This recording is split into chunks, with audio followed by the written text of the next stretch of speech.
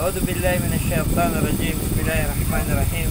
الحمد لله والصلاة والسلام على رسول الله وعلى آله وصحبه أجمعين. أشهد أن لا إله إلا الله وحده لا شريك له وأشهد أن محمدا عبده ورسوله. Ang papuri kay Allah subhanahu wa ta'ala, ang siyang tunay at tanging nag-iisang Diyos, at nawa ang kanyang kapayapaan, pagpapala at pagpugay ay mapa sa ating mahal na Propeta Muhammad sallallahu alaihi wasallam.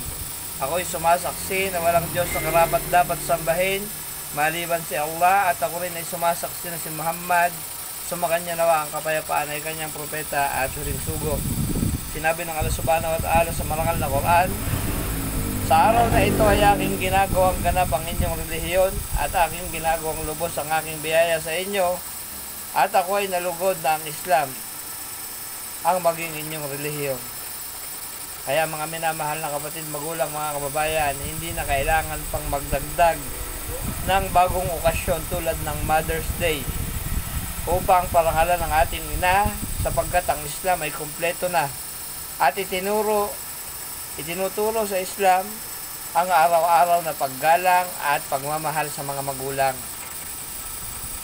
Sinabi ng Propeta Muhammad sallallahu alaihi wasallam, ang sino mang gumawa o gumaya sa isang grupo, siya ay kabilang sa kanila.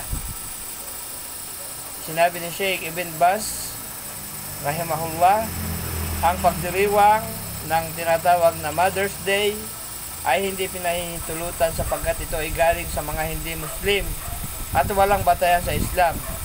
Hindi ito pinayagan ng Allah o ng kanyang sugo sallallahu alaihi wasallam. Sinabi ni Sheikh Salih Al-Fawzan rahimahullah, ang Mother's Day ay isang uri ng bid'ah at tasyabuh o pagtulad sa mga kupar, at ito ay dapat iwasan. Ang pagmamahal sa ina ay dapat araw-araw, hindi lang sa isang araw.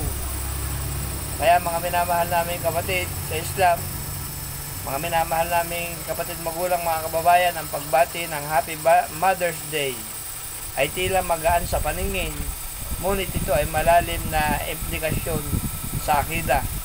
Isa itong pagkilala sa isang pagdiriwang na hindi galing sa Islam. Isa itong pagtulad sa mga taong hindi isna sa buhay ang tamang pamamaraan ng paggalang sa ina. Isa itong uri ng bid'ah o innovation. Ang mas mainam natin gawin, mga minamahal namin kapatid sa Islam, igalang, alagaan at mahalin ang mga magulang araw-araw, bigyan sila ng oras, ipagtuunan natin ang ating mga magulang, at kabilang sa pakikitungo kahit walang espesyal na petsa, turuan ng pamilya natin ng tunay na paraan ng pagpaparangal sa magulang ayon sa sunnah. Wa akhir da'wana walhamdulillahi rabbil alamin. Wassalamu alaikum warahmatullahi wabarakatuh.